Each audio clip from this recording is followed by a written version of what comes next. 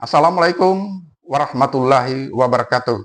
Selamat datang di channel Ruang Akademika Arif of Law bersama saya, M. Arif Amrullah.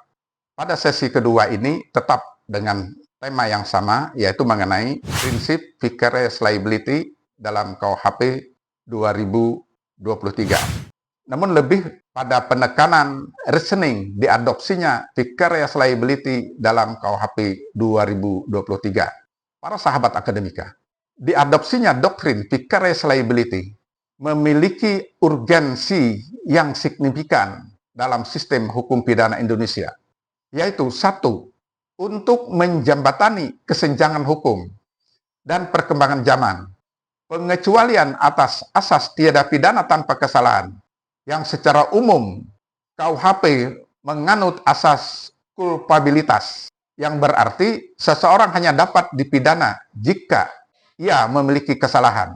Namun, perkembangan kejahatan, terutama yang melibatkan korporasi atau struktur organisasi yang kompleks, seringkali menyulitkan pembuktian kesalahan individu secara langsung.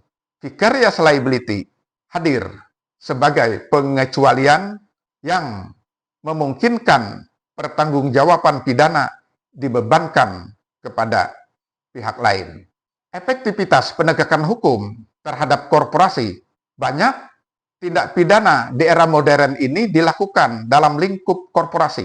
Misalnya, kejahatan lingkungan, korupsi, state crime, state corporate crime, state corporate demokrasi, state corporate harm, state organized crime, dan lain-lain. Tanpa vicarious liability, sulit untuk menjerat korporasi jika hanya berpegang pada kesalahan individu di dalamnya.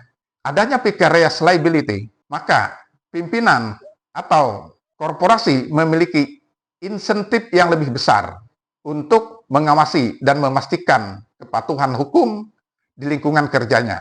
Nah, mereka bertanggung jawab atas perbuatan ilegal yang dilakukan oleh karyawan atau agen dalam lingkungan pekerjaan, terutama jika perbuatan itu menguntungkan korporasi.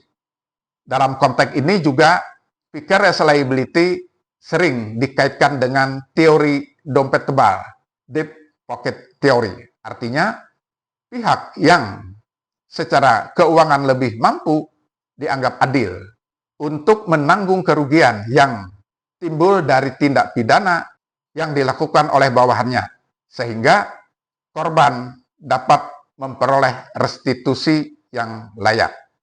Memasukkan vicarious liability ke dalam KUHP 2023 memperkuat sistem hukum pidana Indonesia agar lebih relevan dengan kompleksitas kejahatan di era modern yang seringkali melibatkan struktur organisasi yang berlapis yang menunjukkan otoritas mengalir dari atas ke bawah, dan setiap individu atau departemen memiliki atasan yang jelas untuk dilaporkan.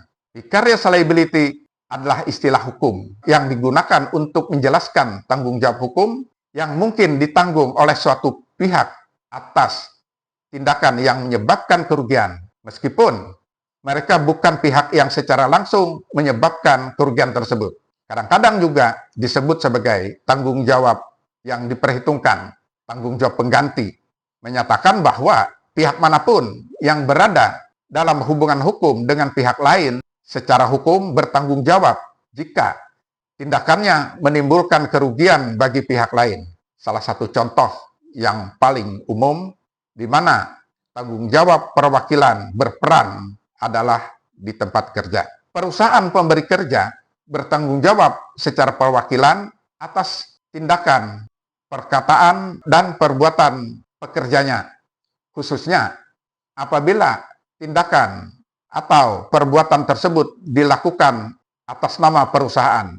Hal ini berlaku apabila perusahaan atau salah satu karyawan baik sengaja maupun tidak sengaja menimbulkan kerugian. Karena apa? Kerugian dapat terjadi pada sesama pekerja atau karyawan, atau bahkan perusahaan kolaboratif dan karyawannya. Pengusaha seringkali tidak menyadari bahwa mereka dapat dimintai pertanggungjawaban atas tindakan satu atau lebih karyawannya, sekalipun pekerja bertanggung jawab secara langsung atas tindakan yang menyebabkan kerugian. Pemberi kerja juga dapat dianggap bertanggung jawab secara perwakilan. Fokus dari prinsip ini karena adanya hubungan antara pelaku utama dan pihak yang dimintai pertanggungjawaban. Contoh umum adalah hubungan majikan dan pegawai, di mana majikan atau pemberi kerja dapat bertanggung jawab atas perbuatan pidana yang dilakukan oleh pegawainya dalam lingkup hubungan pekerjaan. Sementara itu, pihak yang dimintai pertanggungjawaban tidak harus memiliki kesalahan atau mens rea secara pribadi, akan tetapi cukup dibuktikan bahwa perbuatan pidana dilakukan oleh orang lain dalam kapasitas hubungan kerja. Selain itu, dalam konteks vicarious liability ini, dikenal pula prinsip hukum qui facit per alium facit per si, yang mengacu pada barang siapa bertindak melalui orang lain, ia bertindak sendiri, memberikan prinsip pertanggungjawaban perwakilan. Berdasarkan prinsip ini, tindakan yang dilakukan oleh karyawan dalam lingkup pekerjaan atau wewenangnya membuat majikan atau pemberi kerja bertanggung jawab atas tindakan tersebut. Karena menurut hukum, majikan atau pemberi kerja mendapatkan manfaat dari aktivitas yang dilakukan oleh karyawannya selama masa kerja. Hukum mewajibkan majikan atau pemberi kerja untuk memastikan bahwa karyawannya bertindak dalam lingkup tanggung jawabnya.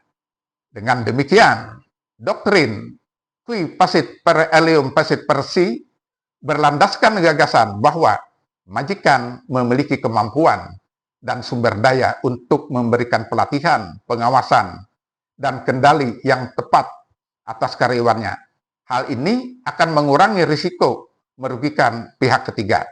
Karena itu, hukum memiliki alasan yang wajar untuk mewajibkan pemberi kerja menanggung konsekuensi keuangan dan hukum jika karyawannya terbukti melakukan tindakan yang melanggar hukum saat menjalankan pekerjaan dan tugasnya. Doktrin ini juga bertujuan untuk melindungi korban yang mungkin terluka atau dirugikan oleh karyawan yang mungkin terlibat dalam aktivitas yang salah dalam memberitahu para pengusaha untuk menerapkan langkah-langkah keselamatan dan menjamin perlindungan pihak ketiga yang membantu dalam mempromosikan lingkungan yang lebih aman bagi semua pihak yang terlibat. Diadopsinya prinsip vicarious liability ke dalam KUHP 2023 menunjukkan upaya untuk mencapai keseimbangan dalam sistem hukum pidana. Keseimbangan tersebut terwujud dalam aspek keseimbangan antara asas individualisasi dan tanggung jawab korporasi.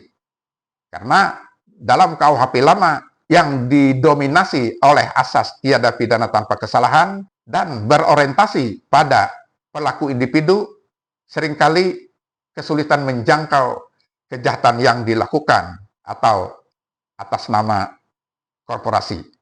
Padahal di era modern ini banyak kejahatan yang berdampak luas yang dilakukan oleh korporasi. Seperti kejahatan lingkungan, seperti yang tadi sudah saya sampaikan. Hal inilah yang juga menjadi alasan diadopsinya korporasi sebagai subjek tindak pidana atau sebagai subjek hukum pidana dalam KUHP 2023. Dengan demikian, keseimbangan antara prinsip klasik yang berorientasi pada individu dan kebutuhan praktis untuk menanggulangi kejahatan modern yang seringkali bersifat kolektif atau terorganisasi.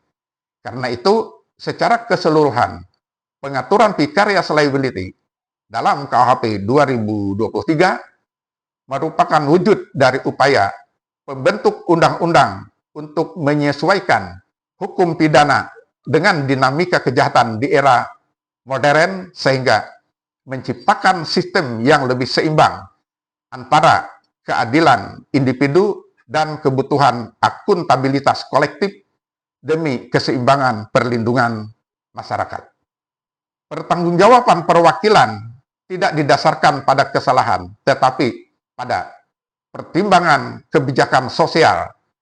Karena seseorang yang telah memperkerjakan orang lain untuk memajukan kepentingan ekonominya sendiri harus bertanggung jawab atas segala kerugian yang disebabkan oleh aktivitas karyawannya tersebut.